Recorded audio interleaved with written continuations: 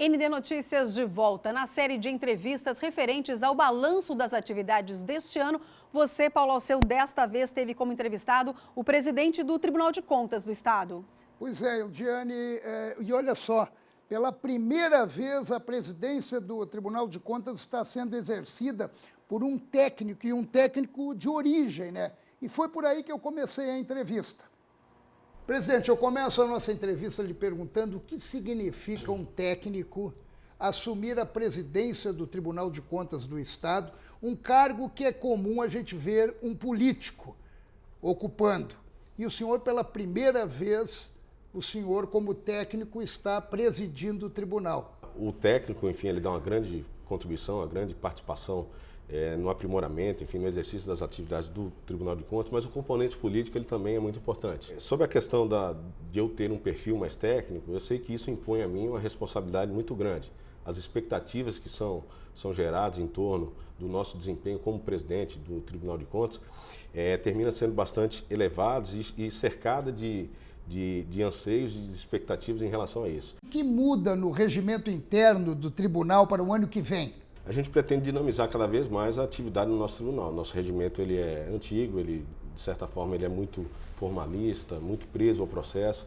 A gente entende que a atuação do Tribunal de Contas ela tem que ser mais ágil. Muitas vezes o processo não permite essa agilidade. Então a gente pretende ter um foco maior na fiscalização, uma dinâmica maior da nossa atuação. Muitas vezes o controle que é exercido por esses órgãos de controle, como o Tribunal de Contas, eles terminam desestimulando a inovação.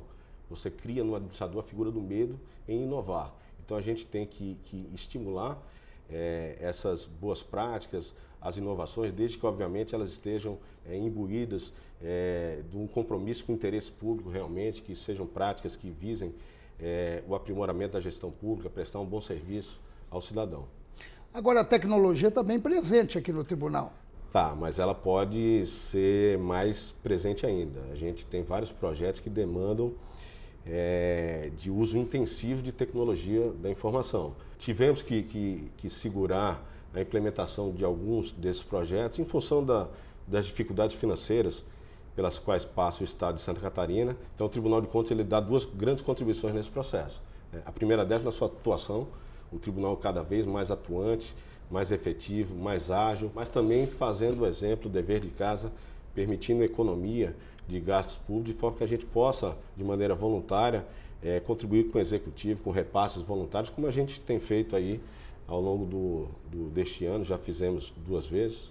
Falando em repasses, nós temos o 12º, né, que vem sendo muito comentado, e foi muito comentado no decorrer deste ano. O senhor é a favor de uma mudança de modelo ou não?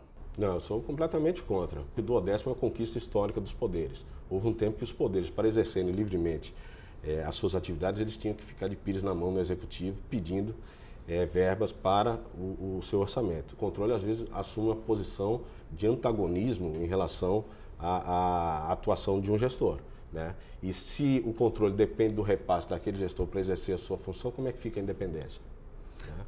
Então, qual que é o modelo que eu defendo? Defendo o modelo do 12º, defendo que as sobras, né, que os poderes, que os órgãos, eu falo pelo Tribunal de Contas, que ele tem um compromisso com a gestão pública e com a geração de superávit, né, e que essas sobras de recursos, elas venham a ser repassadas, mas de maneira voluntária, né, para o Poder Executivo, obviamente mensurando o projeto, o plano de investimentos, a fim de que não comprometa as suas atividades a médio e longo prazo. Já foram liberados 40 milhões. 40 milhões de reais no primeiro semestre, ou melhor, em julho, e agora mais 30 milhões de reais perfazendo 70 milhões de reais. Será aberto o concurso público para auditores fiscais no ano que vem? Perfeitamente, já autorizamos a realização de concurso público, 40 vagas. Nós estamos sofrendo uma defasagem no nosso quadro pessoal em função das muitas aposentadorias. E o concurso público, a gente pretende, com ele, fazer também uma oxigenação do nosso quadro. É importante que o Tribunal de Contas faça concursos periódicos, de repente não num quantitativo de vagas tão grande, de forma que ele, de maneira constante, ele vá oxigenando e renovando a sua força de trabalho, que é o principal ativo do Tribunal de Contas. Como é que o senhor recebe esses comentários que já se tornaram comuns de que o Tribunal de Contas não é importante que ele, de repente, não precisaria nem existir. O Tribunal de Contas ele é criticado quando ele, teoricamente, ele não atua como se espera, mas também ele é muito criticado quando ele funciona e quando ele atua efetivamente. O controle, quando ele funciona, ele incomoda. Ele é importante na promoção da governança pública, ele é importante no combate à corrupção, ele é importante no debate das políticas públicas, cobrando efetividade na atuação do poder público. Enfim, é um órgão da mais alta importância, é um órgão que ele é o único órgão do Estado que ele tem uma dupla função. Ele, ao mesmo tempo que ele é um órgão de julgamento, ele é um órgão de fiscalização, ele é um órgão híbrido. Como está o acompanhamento das obras suspensas, das obras paralisadas? Aqui no Estado nós fizemos um levantamento, os números são absurdos, porque primeiro que é um impacto negativo na economia no Estado. A economia, o investimento público em obras é um fator, um vetor importante de fomento e de dinamização da economia. E segundo, pelo fato dos serviços que deixam de ser prestados para a população em função de termos uma obra inacabada. Então, é um viés duplo. Nós fizemos esse levantamento, estamos traçando um prognóstico e, a partir desse prognóstico, a gente vai propor encaminhamentos para a solução das obras que encontram-se paralisadas, né, para dar andamento a essas obras e, mais importante do que isso, evitar que novas paralisações ocorram.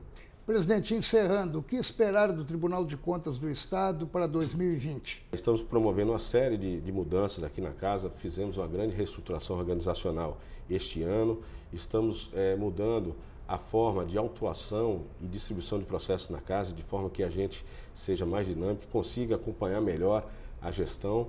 Vamos investir maciçamente em tecnologia da informação para poder utilizar tantas ferramentas que tem disponíveis no mercado a fim de agilizar nossas atividades. Enfim, o que se pode esperar é um tribunal que entregue mais resultados e mais efetividade para a população, né, que é tão carente aí de uma atuação do poder público de qualidade. Presidente, um belo 2020 para o senhor. Eu Obrigado. que agradeço a atenção. Muito obrigado.